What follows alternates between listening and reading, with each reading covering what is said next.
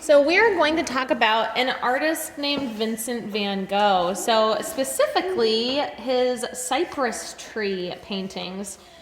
This is one of his cypress tree paintings. He painted a lot of stuff.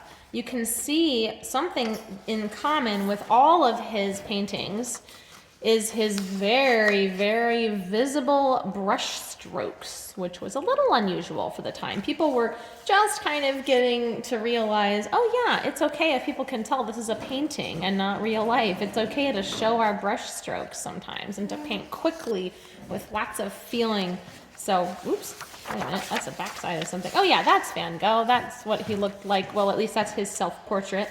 Lots of swirly, wavy lines. When people think of Van Gogh, they definitely think of those swirls. And this, is, again, is that one of his quintessential, very famous cypress tree paintings. So what we're going to do is we're going to make our own versions of Van Gogh's Cypresses. And they're going to look a little bit like this. We are going to use two pieces of paper for this. One is going to be our sky paper, and one is actually going to have our hills and our field with cypresses in it. So you have two pieces of paper for each person in your team folder. Go ahead and get those out. You're going to put your name on two pieces of paper. I'm going to put Mrs. Wertz on my papers. Please put your own names on your papers, of course. Put your name on both pieces. And then on one piece, you're probably going to want to write sky. And on the other piece, you're going to write land. Okay? I'm going to set the land piece aside. We're going to do the sky piece first. I'm going to flip it over so I can't see my name anymore. And then we're going to get to painting. Now I'm going to have one person from each table come and get palettes for everyone at your table. One person from each table get palettes, please. One person.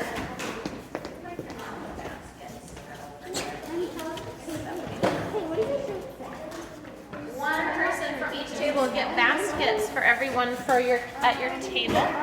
I mean, sorry, not baskets, pallets. We're going to do sky first. Sorry.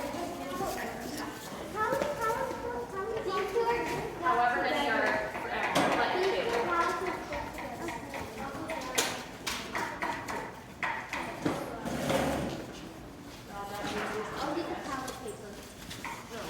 Okay, after everyone at your table has pallets, you need palette paper for everyone at your table.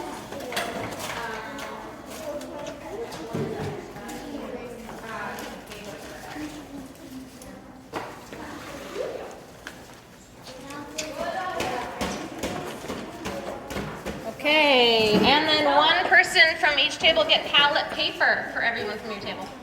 You can paint over it, trust me. You will not see it when we're done. It's okay if you get a little bit of paint on your paper because these are going to be very painty when we are done. All right.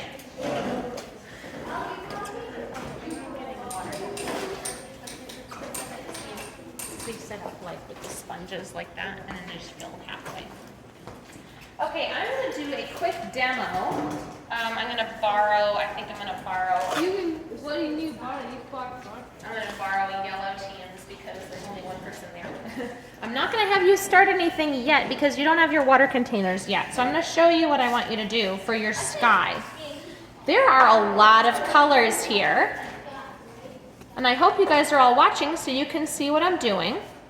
I've got a little pile of white. Okay. And I'm also going to take some blue. I have a couple of different blues here.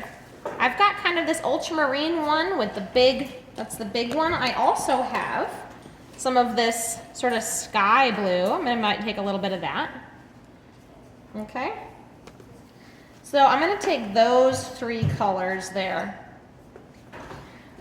And then what I'm going to do is I have some other materials, which I forgot to grab, but I have them over here. So far, you see, I just have white and two blues, which is just fine. Now, I have in these little bags some chalk pastels. I'm going to pick out These are really messy, by the way. That is okay. These are the chalk pastels that we use when we paint. That's, oops. Well, that one just rolled right into the paint. Not a big deal. No, it's fine.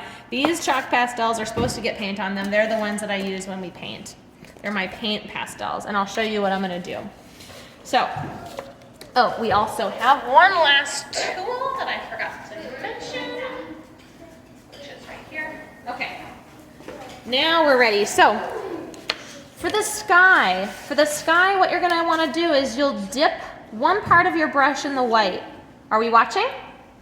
One part of your brush in the white, one part of your brush in some blue, and then you're going to swirl, okay? Then you're gonna do it again. White, blue on the same brush, swirl, okay? You can even just do one color at a time, just white, just blue. Make big swirls, big curvy swirls, okay? And how far down do you think I need to paint? Do I need to paint the whole paper? No, I don't, because somewhere around here-ish, like a third of the way from the bottom, that's where my hills are going to be. So I don't actually have to paint the entire page.